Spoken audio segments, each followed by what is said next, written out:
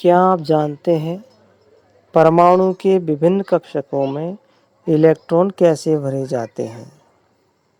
तो इलेक्ट्रॉन भरने के लिए 3 वैज्ञानिकों ने नियम दिए। सबसे पहला नियम दिया था ऑफबो ने।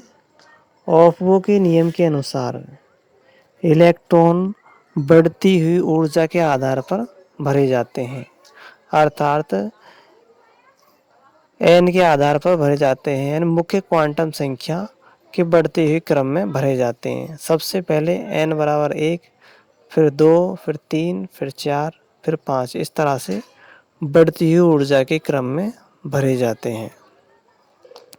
फिर इसके बाद में देखा गया कि कुछ इलेक्ट्रॉन ऐसे होते हैं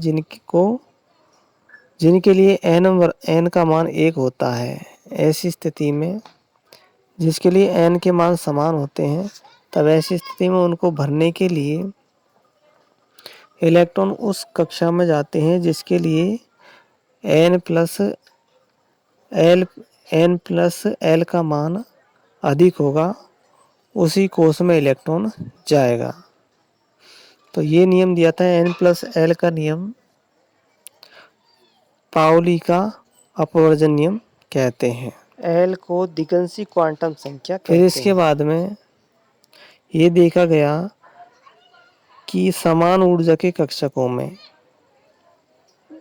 फिर ये देखा गया कि एक कक्षक में 2 इलेक्ट्रॉन पाए जाते हैं, तो इलेक्ट्रॉनों का युग्मन कब होगा? तो इलेक्ट्रॉनों का युग्मन करने के लिए